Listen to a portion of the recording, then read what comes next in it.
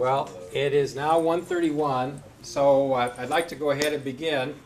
And I trust the sound is coming through okay. Otherwise, Andrew will come running in the room and wave his arms, right? So welcome. We've got about a dozen people here in room 106, and so far we have 59 people registered online.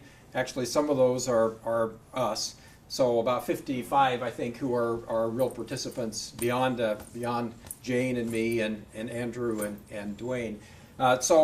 Just want to get started here. I'm Tom Kuhn, Dean, Director, Vice President, and this is an effort on my part just to try to open up more communication opportunities with faculty and staff. It really isn't intended for students. There's nothing wrong with students participating in these, but it really is, I'm trying to direct the discussions around things that are of interest to faculty and staff in the Division of Ag Sciences and Natural Resources. So welcome everyone, those of you who are here face-to-face in room 106 and those of you who are participating online. This is something I've done quite a bit through my career. I found it to be very helpful. I think of it more as a radio call-in, only it's a little different for me this time because I have a live audience. Normally I feel, sort of the usual introvert's response, put me in a closet, hook me up with a microphone and a headset, and I can talk to the world. And so today it's a little different for me because I have real people looking at me and laughing at whatever mistakes I make. Anyway, thank you. I did not have a cue card for those of you who are listening. The idea here is simply to create an opportunity for discussion. And admittedly, it's going to be primarily one way in that I'm probably going to be doing most of the speaking, but I also hope that it creates an opportunity for people to engage in dialogue, not just with me, but with each other. And I think the Adobe Connect platform really provides us that opportunity. I have several things that I wanted to talk about today, just to sort of news updates, but also I want to create an opportunity for people to raise questions or topics that they would like to have more discussion about. If you're not familiar with the Adobe Connect format, well, first of all, the picture, it really isn't necessary, but they were going to do a live video feed, and I just knew that I'd have a piece of spinach stuck in my teeth. So I said, no, let's just do the still photo. Now seriously, a video feed consumes a lot of bandwidth. And especially for people who may be online, perhaps even dial-up, if we have that still in some of our county offices, that can be a real bog on trying to keep up with what's going on. So stills work a lot better than any kind of streaming and so on. So first of all, there isn't we can have a live audio or live video feed. In fact, there is a camera running, and I think this is going to be available in a recorded version on live stream later. So if you really feel a need for that later on, you can do that, and we can experiment with this. I have the slide there is first of several that contain topics that I want to talk about. And then along the bottom of the screen, you can see different chat pods. So chat pods are something you're probably very familiar with. A lot of different webinar software packages use something along this line. But it's a place where, as a participant who's online, you can go there and type in a comment. Now, remember, it will come with attribution. So if you registered as Will Rogers and you make outrageous comments, we'll know that it's not really Will. We don't think. We do. I prefer that you actually log in with your own name, so we have a sense of who we're talking to and what your concerns may be. But anyway, as we go along, we'll have a different chat pod for each of the topics that we'll cover, and then we can save those and actually distribute those later if we want, if there's a desire for that. Also, this entire system allows us to record what's going on currently. So in the future, someone can go to a link on the web and follow this webinar from the beginning to the end. You can move to different points in it. You don't have to suffer through the whole thing. You can jump around to places. But it is being recorded so that we can have that functionality, and that's especially helpful for people who may not be able to log in while it's live, but want to get a catch up on the things that have been discussed. So that's what's available along the bottom there. And then over on your right side of the screen, you can see a list of those people who are participating online. So the general chat is for, we've used it for audio checks and comments about the audio checks and that kind of thing. But also, if there are other issues with the presentation at any time, you can use the general chat as well. So very simple kind of way of using Adobe Connect, but I think it'll be useful. So Jane Fullendorf is helping me. She's steering while I have my hands off the mouse. So Jane, if you would advance us to the next slide, thanks. This is something that I used actually with a little earlier this year. I made a presentation to the Board of Regents on, they wanted a sort of an overview of land grant, excuse me, land grant mission, what it means, what the history is, and that kind of thing, in about 2 minutes. So I did that, and maybe took 3 or 4 minutes. But I closed with this because I felt it's important for them to get a sense for what I think of as the culture of DASNR. And so I call these my guiding principles, and actually when I went through the interview process, I had maybe 9 of these listed, but really I think that we can compress them down into these 3. And I really think of them not so much as my guiding principles as what it is that motivates the culture around DASNR as a land grant institution. So first of all, people matter and they deserve respect. And I think that's something that we all feel as colleagues about each other, but also about the people we serve. And to me, that's something that I find it's not an aspiration, it's a reality.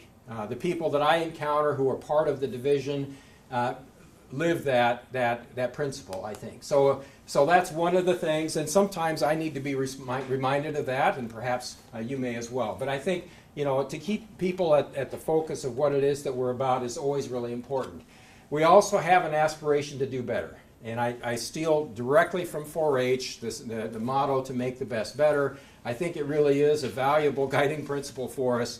No matter how good we think our programs are, we always have to understand that they could be better. And they need to be. And so that's one of our motivations, is to continue on that. And then the third, again, back to what I think are core principles of the land grant mission are research really is the foundation of what we're about. Objective, scientific approach to discovery, to understanding how the world works, to understanding how things interact. That really is the core that forms the basis for our education programs for undergraduates and graduate students, as well as for our extension programs for the people that we serve around the state. It serves the country well. It serves Oklahoma well. It serves our form of governance with citizen participation well. So I thought it would be useful just to kind of restate those principles. And then if I violate them during this, you can call me on it. And the next slide, Jane, thanks. These are the things that I wanted to bring up today. I'll try to touch on these briefly. You may have questions about them, but you also may have questions about other topics. And so I want to make sure we have time for that. My goal is to be done in an hour, to be done by 2:30. I'm sure we could talk for a long time, but there's nothing that can put you to sleep more effectively than being 90 minutes into a webinar that's been a recording and you're trying to live with it. So I don't really want to provide people with a reason to fall asleep. So first of all, the fiscal year 2016 budget status, where are we? Lots of speculation and not a whole lot of answers there, but just to give you a heads up. Also, I just wanted to touch about thanks. The announcement last week on the leadership for the experiment station, an update on where we are in the Plant and Soil Sciences Department head search, and then just an overview of some of the construction projects that are underway. So, and next, Jane. First of all, on the 2016 budget, we don't know anything. That's the short story. The state legislature, of course, is in the process of finishing.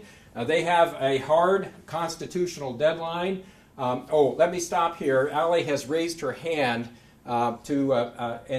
and that's a way of asking permission to open your mic to ask a question.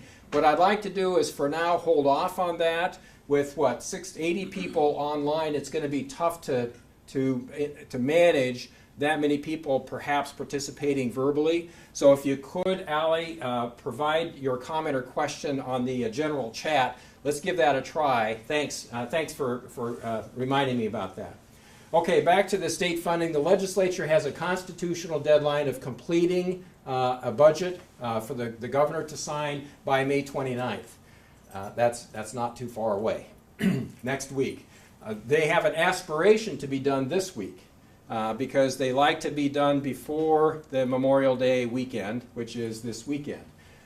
They have a further motivation to be done even earlier than that because the Republican majority has members who would really like to participate in a large Republican event happening in Oklahoma City this week, beginning on Thursday. The Southern Region Leadership Conference, Southern Republican Leadership Conference is going on.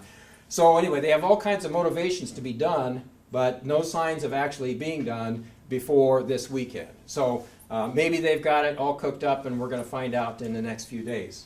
That would be great. Just a few other facts that we know. One is the revenue projections are about $611 million short of what they were for this year, and that's the number that the legislature and the governor have to use in planning the budget. So they have to budget for that reduced number. And that's been the bone of contention. Where do they cut, and so on. There's also an income tax reduction that's built in that will happen unless they do something to intervene and stop it. And that would go into effect January 1, 2016 and take us down another 0.25% on the state income tax. So anyway, $611 million, they've got to figure out where to cut. There really isn't a whole lot of public communication coming out from the legislature as to how they're going to handle this. We are anticipating that we'll face a reduction in our funding in higher education on the order of 3 to 5% for fiscal year 2016. We don't know that, don't take that to the bank, but that's what we're using to plan at this point. And of course we'll have a lot more definite resolution on that in the next week. On the federal side, you may remember back in February, President Obama's administration submitted a budget proposal that actually included a slight increase in our core funding for extension and experiment station, about a 2% increase for extension, and about a 3.5% increase, I think, for the experiment station in our formula or capacity funds. That really hasn't gone very far in the appropriations process in Congress. So we really don't, I've not heard anything about where they are in that process other than not much has happened. And so, of course, their deadline is September 30th. They can get around that with continuing resolutions and so on, but the new fiscal year begins October 1st, and at least in theory, there should be a budget before that fiscal year starts. We'll see. And next, on the experiment station leadership, you probably saw the announcement last week. Dr. Owens has accepted the position as Associate Vice President for the experiment station. That is actually a recommendation that goes forward for action by the Board of Regents. They'll vote on that in their meeting on June 19th. And if it's approved, then he will begin as the Associate Vice President for the experiment station on July 1st. He'll serve as interim until that point.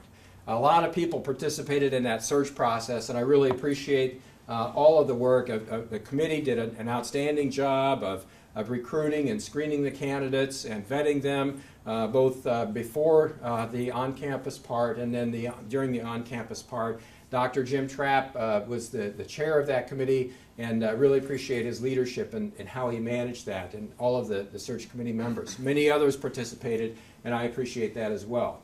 That creates an opening, of course, because Dr. Owens has been the department head for natural resource ecology and management. That gap has been filled since last fall by Dr. Ed Miller, who served as interim department head. He is retiring, and that's his final answer in June. I had asked him to forestall his retirement last fall in order to fill in as the interim, and he was very gracious in agreeing to do that. But now he's serious. He's done in June, and so we need to do two things. One is identify an interim department head to pick up the baton, so to speak, in June with Dr. Miller's departure, and then we'll also need to begin a process of a search for a permanent department head. That will be a national search. So I've asked members of the department to submit nominations, including self-nominations, for both serving as interim or interim department head, or to serve on the search and screening committee for that. So we hope to have that set up by the end of May and be ready for that transition. Next is the other search process that's still underway is the Plant and Soil Sciences Department head position. That's in my court right now, and so I hope to have that resolved by the end of this week. Again, very effective search committee. Dr. Gustafson served as the chair of that, and he and the committee did an outstanding job, I think, of recruiting and screening candidates. I really appreciate their work on that. And then the final one here is just sort of a rundown of some of the construction projects. I say that because an exhaustive list is not something any of us wants to go through. But it is a statement on sort of the state of some of our facilities. So some of these are really great stories. The first is the Klein Equine Teaching Center. Actually, construction began on that in late March. We had the sort of the celebratory groundbreaking back in late April with Linda Klein and her family there to help us celebrate that. It was her gift that really created the opportunity to build this, a very significant gift, and the naming of the facility that goes with that. It will be the Charles and Linda Klein Equine Teaching Center. The second is that at the South Central Research Station in Chickasha, we got funding last year from the legislature to put in some new experimental irrigation systems there that make use of treated wastewater from the city of Chickasha. That's an agreement that actually was created back in 2007 with the city. They've been waiting for us to get the funding to put it in place, and we've actually just renewed that agreement. So we know that we're going to be able to rely on that source of water for many years ahead. And so we celebrated that back in April as well.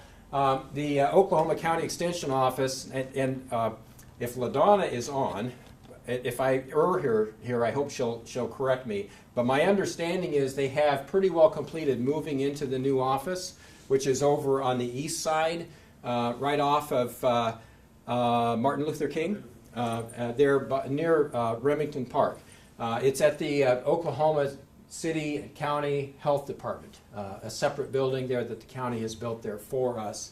So they're pretty well moved into that, I think, from where they were over by the OSU OKC campus, and we have a construction project underway there to build a building adjacent to that will actually be an OSU building for public meetings, classrooms, and that kind of thing.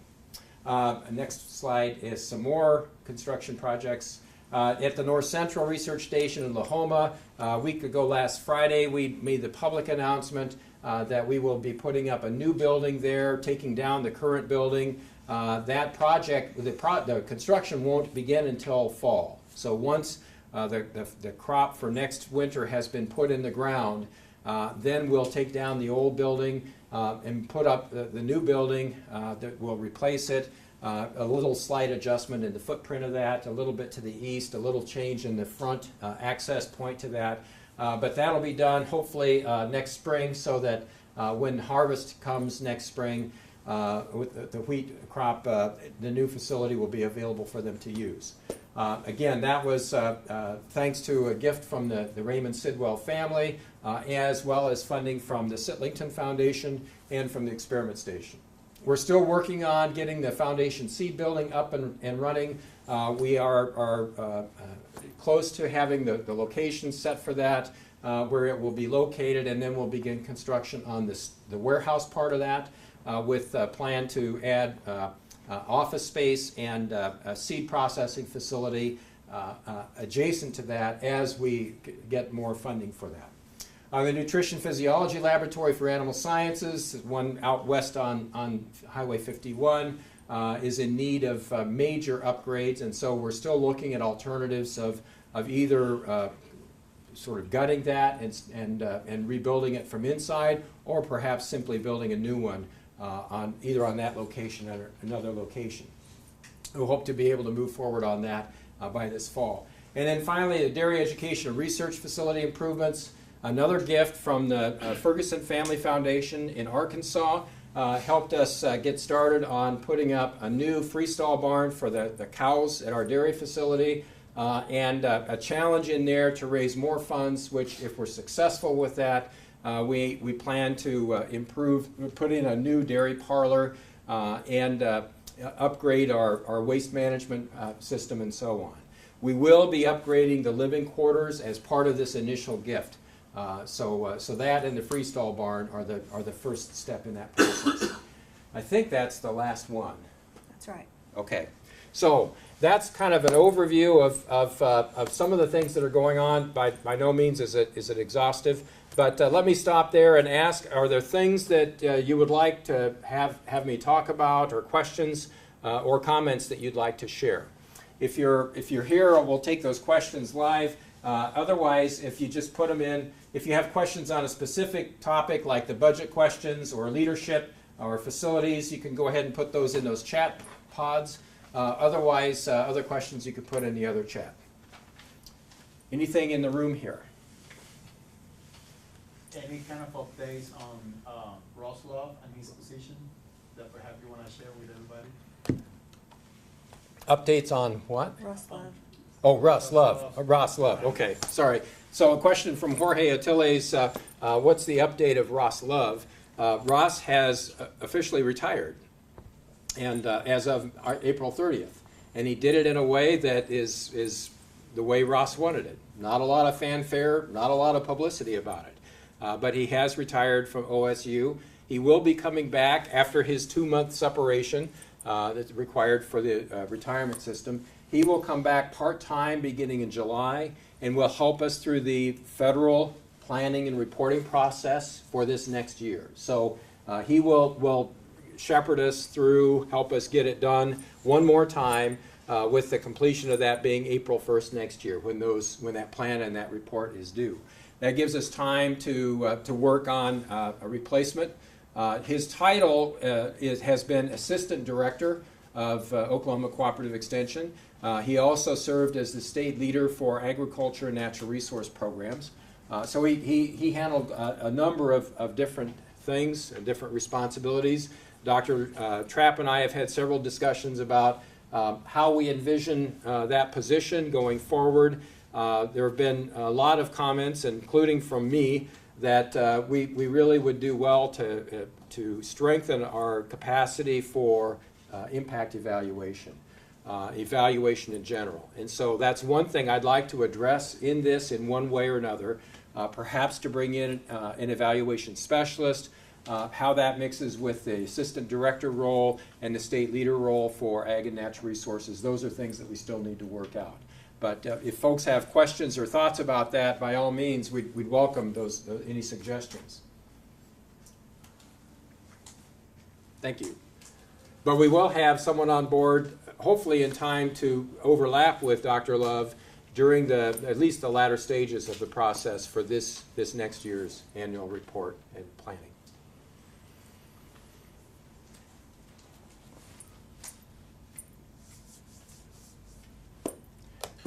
We had a lot of students graduate a couple weeks ago.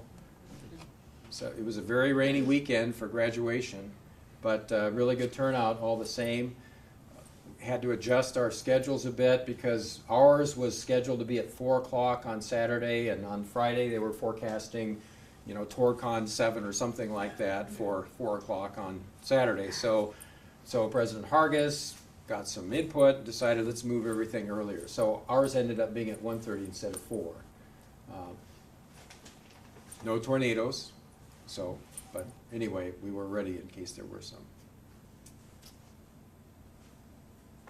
This might be a question that could be best answered by saying that, but the university, I understand, is expecting a small increase in the number of students coming into the next year.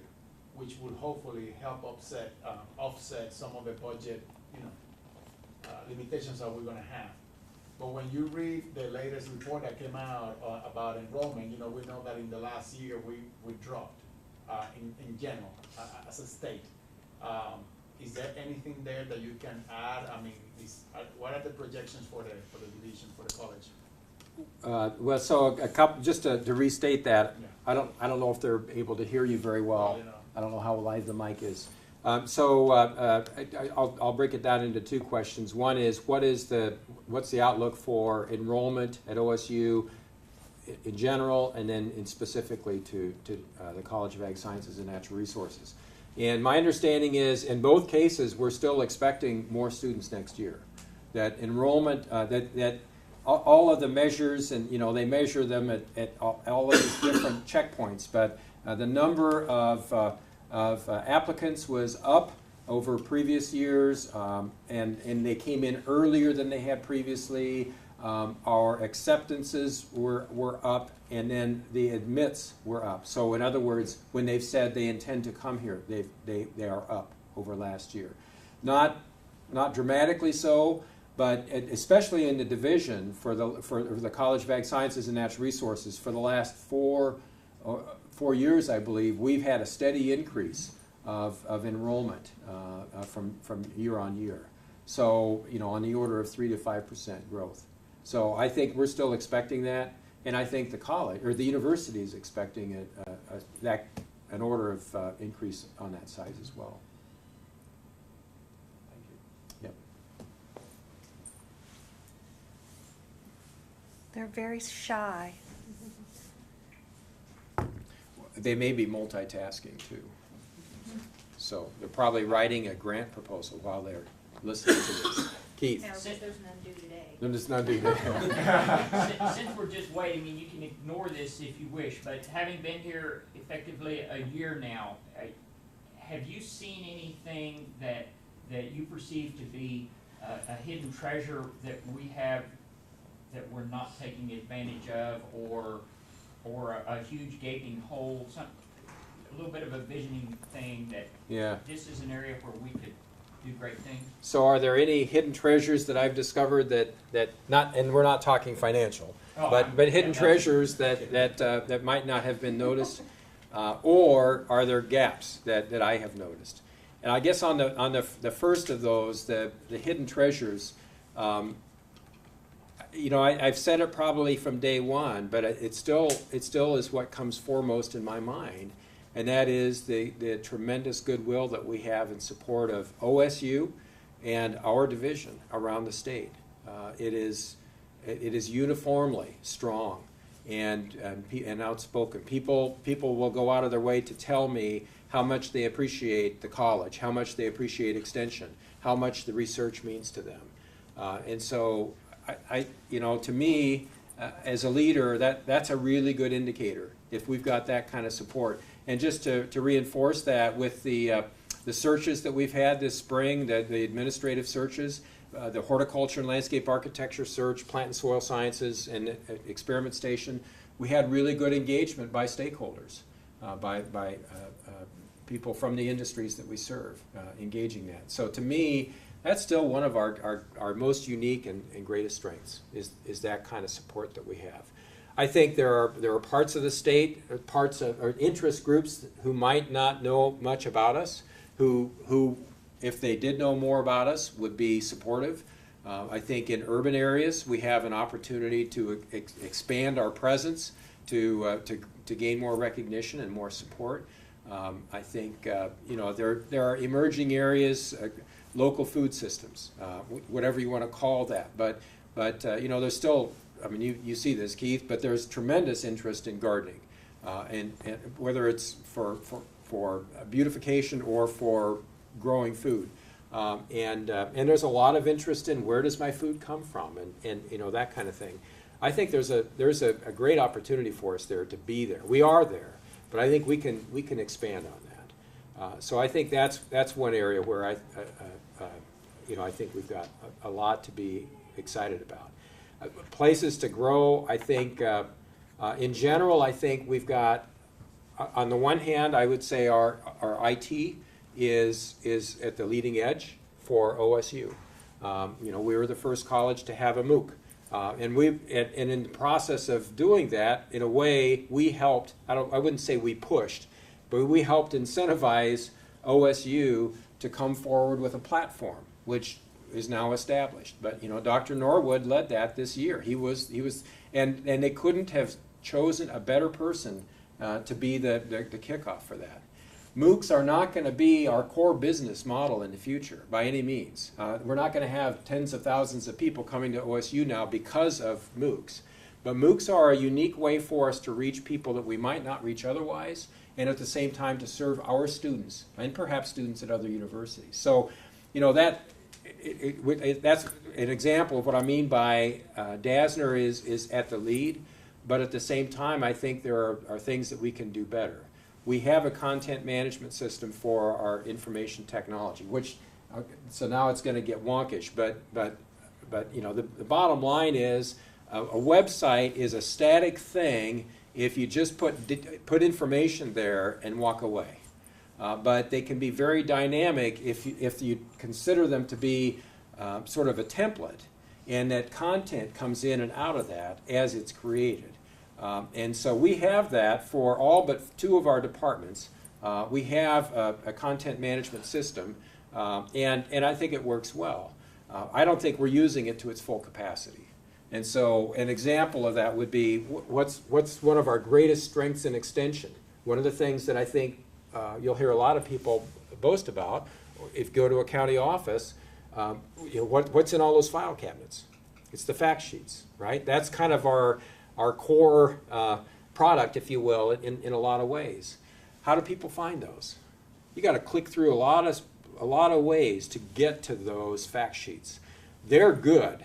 We've got to figure out a way to market those better, and I think we can do that with our website. So to extract content from those and have that be content that goes through our content management system, that's an example of how we can actually get our information out there more prominently. And in the process, we create a presence for ourselves in the web space. Google Google and other search engines are the ones that really are the means that people use to get information from the web. And so in order for Google to find your stuff fast and first, you've got to have a reputation. You've got to have a lot of content and all these sort of things that together it's called search engine optimization, tricks that you can do to make sure that your content comes up first. And so there's an example where I think we could take our fact sheets and use those to generate content that's abbreviated, a portion of it, and leads people to our fact sheet. So they've got a direct link to the fact sheet. And they don't have to go through a series of click-throughs to find it. So that's an example of how I think we can be using technology more effectively than we are. Yeah, several questions. Several You questions. have, Oh, good. Chip Leslie is first over Chip. on the right hand. All right. What are the biggest? Oh, great. What are the biggest 3 challenges facing DASNR?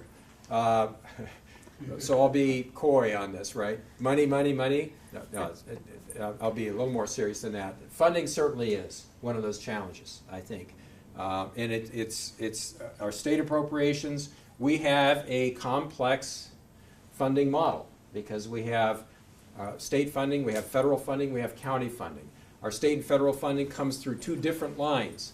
Actually more than that if you start looking at the contracts and grants that we get. So that's complicated, and in general, any of those funding sources that you look to is in a downward cycle. They have less than they had before. And so that's one of our biggest challenges is how do we continue to serve the public with fewer resources. Part of that is being smarter. Part of that is setting priorities and saying this is what we must do. Everyone likes to ask the question, well, what are you not going to do? And you can ask that question, I can try to answer it, and in the process probably alienate a third of the audience.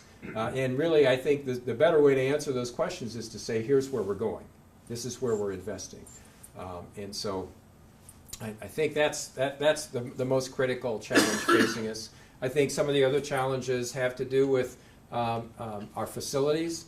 We have, we've got a lot going on. We kind of went through the construction projects, but we're standing in one of the biggest issues right here in this building. And it's not so much this room or the offices, although there are offices in this building that people probably would rather not be in. Offices without windows, offices with leaking roofs, that kind of thing. I mean, that really is inexcusable, but it's what we have. But the more critical need is our laboratory space. We don't have the capacity to even retrofit these to be the kind of laboratories that we need today. Ventilation is limited such that we simply can't put in the hoods that we need. We can't get the electrical circuits that we need, those kinds of things. So that's I guess another one of our major challenges, I feel, is addressing that, and so that probably means new building or new buildings, and new buildings means money from somewhere, and so that's a lot of the fun. How about if I stop at 2? Otherwise I might get depressed. Brian Who's Arnold. next? Brian? In terms of filling administrative positions, how much weight is given to the wants of the interest / commodity groups? It's a factor. It's not a dominant factor. It's not the primary factor, but it's an important factor. And generally, my experience so far has been commodity groups have said, look, you've got to make this decision. Here's what we see. I've not had any commodity group come to me and say, you've got to hire this person or you're not going to get our support. That doesn't happen in this state. They've been very respectful of our process. So anyway, but at the same time, they are important partners for us and we need to have them on board. So including them in that way, I think, is working well. Is Melissa next? Melissa's next. Okay, will staff representation be considered when naming the Natural Resource Ecology Management Department Head Search Committee? Yes.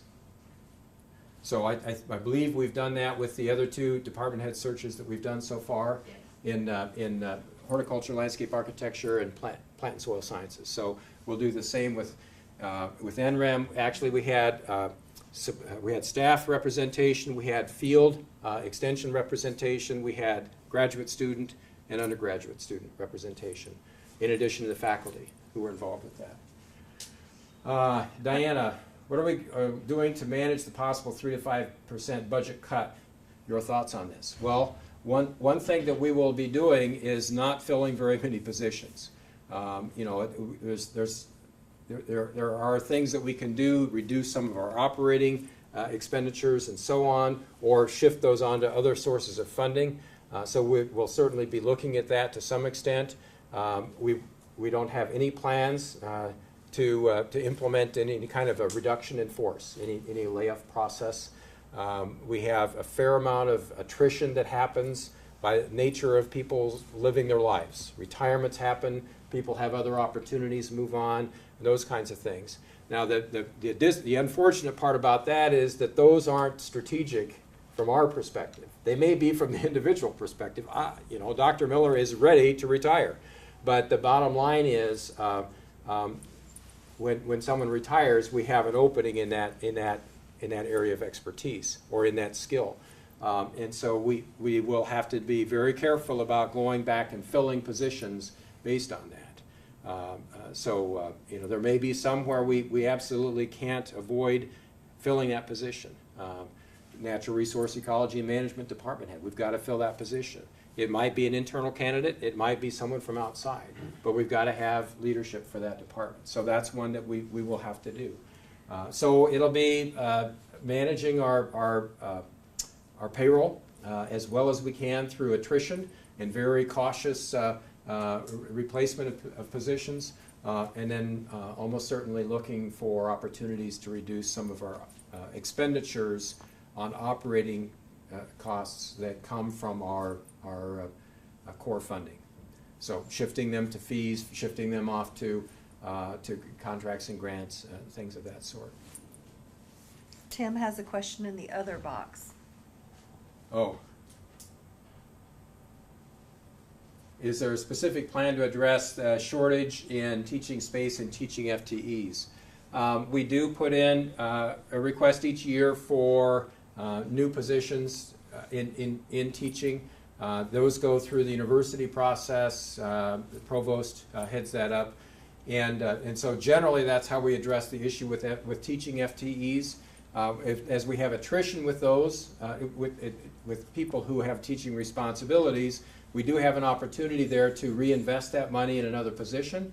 But we also may choose to have that be one of those places where we simply don't fill back in because we don't have the finances to do that.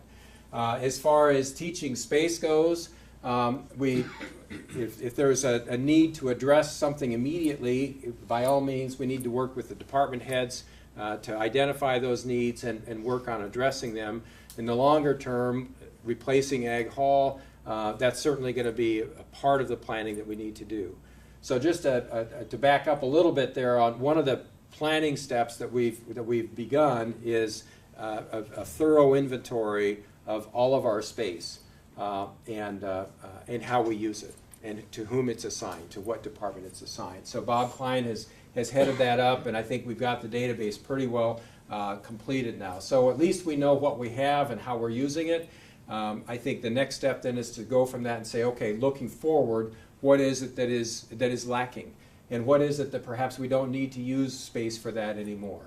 So we can look for projecting what our needs are going to be, whether it's retrofitting something here or looking to new space for that. So teaching space, if there's an immediate need, work with your department head, work with Dr. Clary, and we'll try to address that. If there's a longer term need, we want to make sure that we capture that in our planning process for our new buildings.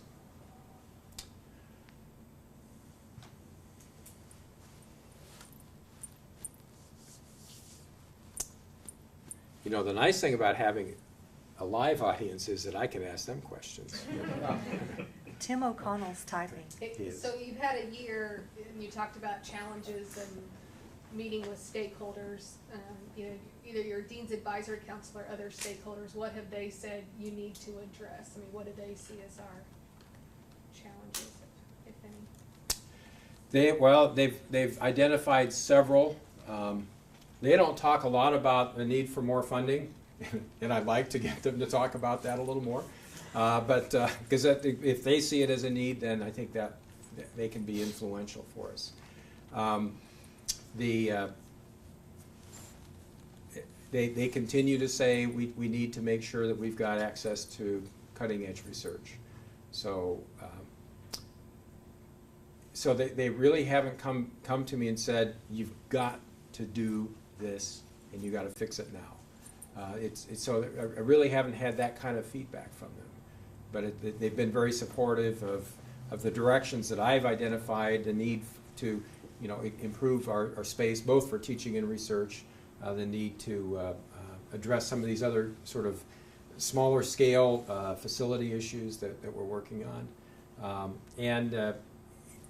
I've floated an idea with them of creating what I'm calling an innovation fund, but a separate funding source that would be specifically for sort of startup kinds of research and extension projects related to our mission, so that it would be very linked to stakeholders. And so industry and other stakeholders that we serve would be asked to identify what are the most critical research and extension needs for the next 2 years. And they provide that to us. Then we invite faculty and educators to submit proposals to address those, and then we go through a peer review process. So we check on the scientific merit, and so forth. But then we also ask the stakeholders back to the table and say which of these are most critical in addressing the priorities that you've helped us to establish, and as an indication of that, which ones are you willing to help pay for? So we basically use these funds to leverage private funds. So it's a way of building trust with private industry, and we have, which we already have in a lot of cases, but building trust with them, showing that we can be directed with their funding towards their needs, and in the process bring other funds to the table to help support that. So they've been very supportive of that concept,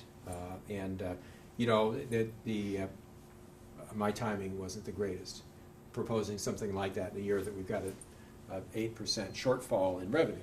But still, you know, I haven't given up hope on that, and even if we don't get the funding for that this year, I'm not going to give up on that, because that's the kind of thing where I've been surprised at how supportive they have been about that. And I think a lot of what appeals to them is this notion that it would leverage private funds. And in some cases, it's a commodity group who we're talking about their money, you know, that we're looking at tapping into their funds and matching those with public funds, or matching public funds with their funds. They're very supportive of that. Yes. Facilities pod. How many years, new construction, commitment to LEED certification? We'll certainly look at that, Tim. I'm not saying at the outset that we must or that we can't, but I'm certainly open to considering LEED certification. One of the challenges with that, and this may be a misunderstanding on my part, but LEED certification includes what you do with what you're leaving behind. The more responsibility I take for what we leave behind, that is Ag Hall, the more I figure I have to come up with the money for it. And so I'm a little, I'm not real strong about saying we must do this, because as soon as we talk about LEED certification, they're going to be asking questions about, well, what are you doing with the old building? What are you doing with the wood in it, the bricks, and so on? I mean, those are all good questions. I mean, it's great, but that's why I go into that with some caution. It's great for visibility, it's great for sustainability, but it's the cost that concerns me. How many years before we have a new Ag Hall, Diana? How about if we say before you retire? So that means Diana can't retire for a while, doesn't it? Yeah. Good. Seriously, you know, I would like to be at a point 5 years from now where we say, here's where the new building's going to be, or the new buildings are going to be. Here's our plan. This is, you know, so we're actually launching within 5 years, which means we're going to have to do some fixing of labs between now and then. We can't wait 5 years on some of these issues, including some of the teaching issues that Dr. O'Connell identified. Okay.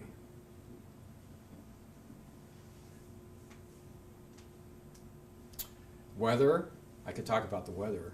Do they have tornadoes in Michigan? Yes. Do you have do you have an attractive city there like Moore? No. Okay. No, we don't have a Moore. They don't have a Moore in Michigan. Yeah, they. They.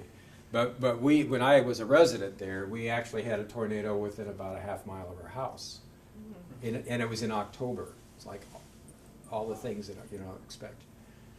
So, but I think the shelter in my backyard here is safer than the basement I had in Michigan. So I feel good about that. I have no responsibility for the breaking of the drought. Not that it's completely gone, but we're a long ways towards it being. So you'll take credit for it? No. I don't want to take credit for it, because that means when the next drought kicks in, they're going to say, it's that Kuhn guy. Yeah, they need to get him out of here. He jinxed us. Good. Yeah, no, it's not. The comment, I don't know if you can see him, Dr. O'Connell chose to say that El Nino is now El Kuhn. It's not. It's not. It's not by any means. Saying you're a baby? Yeah. The baby. I have another question. Yes. Perhaps you come not only with your own scholarship in international issues, but also from a university that is also known worldwide for its international presence, also through agriculture. Do you see any future directions for growing not only the discipline, I mean the Masters of International Agriculture, but other aspects of the division internationally? That's a great question, Dr. Attili. So the question is, do I have any ideas on growing our international mission? And first, I would say, just to preface it, to say that Oklahoma State also has a strong reputation in international, and that was one of the things that was attractive to me. I think it's definitely something that people in our college wish to do. So kind of independent of my desires, I can sense a strong commitment to international work among many of our colleagues. Not everyone. And it's something that I don't expect everyone to must have some involvement there. But I think it does fall within our land-grant mission as it has evolved into the 21st century. I think the challenge for us is how to go into international work deliberately with an intention to have an impact. So, you know, there's sort of two levels of international involvement. One is sort of the sampling, if you will, where, and this includes study abroad. So opportunities for students to study in another cultural setting with people that they might not normally be associated with, you know, other students, faculty members, and also in a different way. I mean, the experiential aspect of international, of study abroad is unique, it's very powerful, and often you'll have students tell you the most impactful experience of my undergraduate career was that time I spent in country X with Professor Y and the students in that. So that's really important, but it's sort of a smorgasbord. You can go to the Czech Republic, you can go to England, you can go to Peru, you can go to India. You know, we have a lot of different variety there on a lot of different topics. And I think there's also an aspect of our research scholarship and extension scholarship that can go in that way as well. You may have an interaction or a relationship with colleagues from another country. They invite you to come and speak. They invite you to come and be involved with a research project. Perhaps that results in a study abroad project going on. Those are great interactions. They tend to be mostly one-on-one or individual based. And I get, so that's fine, and you know, as an individual chooses to do that, I'm fully supportive as long as they're also taking care of the responsibilities that they have here in Oklahoma, in our land-grant mission here. I think the other aspect of it is more institutional, and that is, what are our aspirations as an organization, as an institution, to have an impact with our research, teaching, and extension scholarship in other countries. And that's where I think we need to be more strategic. We need to be strategic. I think we already are to some extent, but I think we can strengthen that. And so it's sort of towards what end? And often that's going to involve multidisciplinary work. So you can imagine hunger is an issue in a lot of parts of the world. Hunger involves horticulture, agronomy, soil sciences. It involves animal science. It also involves nutritional science. It involves public policy. It involves finance. You know, so a lot of different dimensions to that take us not only across departments in the division, but also across campus and perhaps into other institutions. So if we want to have an impact there, I think we need to be deliberate about saying that that's an aspiration for us as an institution, and bring together teams that will help us accomplish that. I think the other part of that that needs to be addressed more strategically is where. There are 270 or so countries in the world. I think we've got to decide where we want to set up camp, so to speak, where we can have an impact as an institution. Historically, for Oklahoma State, Ethiopia has been one of the countries that was identified because it goes back to the 1950s.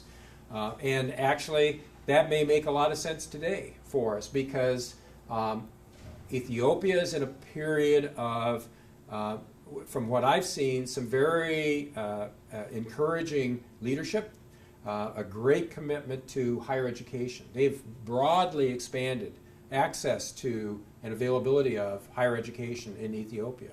And so they're looking for partnerships that can help them build their professoriate, to bring more faculty and get them up to standards that are needed.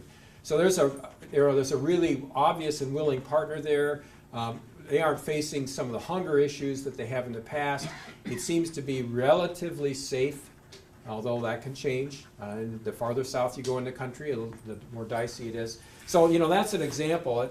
And I'm just thinking out loud about that. I'm not saying it must be Ethiopia, but I think it must be that we choose where we go very carefully. So that, because if we try to do things in 50 countries, we won't have any impact.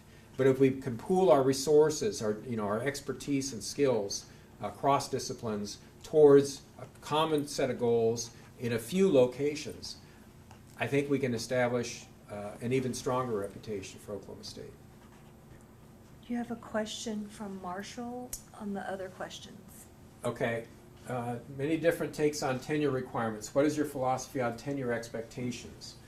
Well, I'll try to quote the policy as closely as I can, and I say that, Marshall, simply because I think it's right.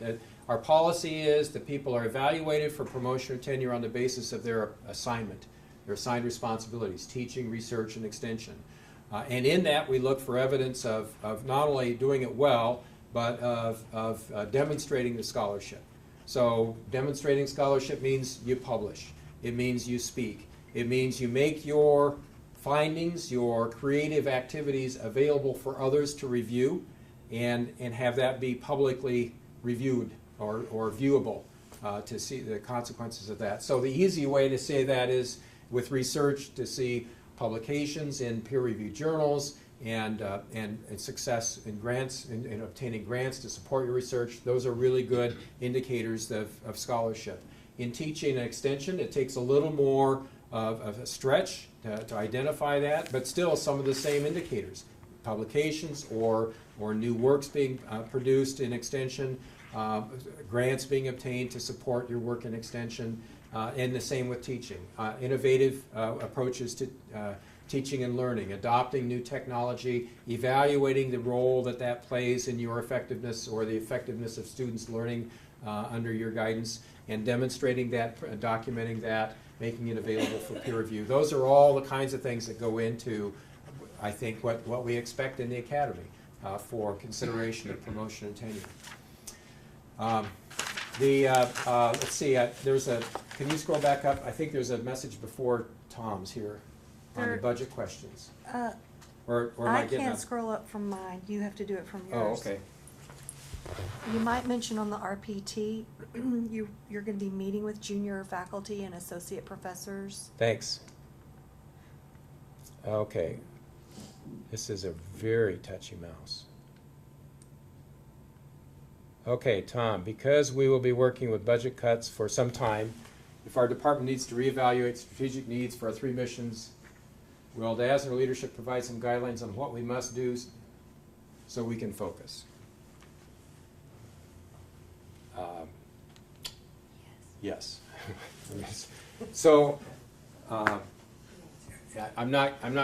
there's a lot there, Tom, so I'm trying to read between the lines and I probably shouldn't. But I think we're going to look to you first for what you identify within a department. So in this case, in entomology, plant pathology, if you feel there's a need to focus more in a particular area, and that perhaps is going to come at the expense of other areas, certainly involve us in that process. But we're also going to look to the faculty in the department to understand what the explanation is and why we should be considering that. I don't know if I punted on that too much. Wow. That's all that was there. Oh, so we can focus. Okay. That's it, right? There aren't others? Okay. Good. Well, we're at 2:29. Did you just mention something about meeting with junior faculty? Oh, yeah, I'm sorry. Thanks, Mark. One of the things that I want to do, and are we doing this in June? Yes. Okay, so actually I'm going to do it twice a year. I'd like to have a meeting, and again, a forum meeting. I think it needs to be face-to-face, but an opportunity for faculty who are in the tenure system but not fully promoted to meet and ask questions. There are things that I'd like to cover just to kind of perhaps ease some of the angst about the promotion and tenure process, but also to address any questions people may have about that. So I feel that that's probably best done as just sort of an open format, open forum format. So when we get that scheduled, we'll let the time and date out. Maybe we will need to do it online because people may not be available. We can record it that way, but to have it available. So that would be for any assistant or associate professors. I think we'll just do all together, but have it be available for people in those ranks in the tenure system to ask questions that they may have.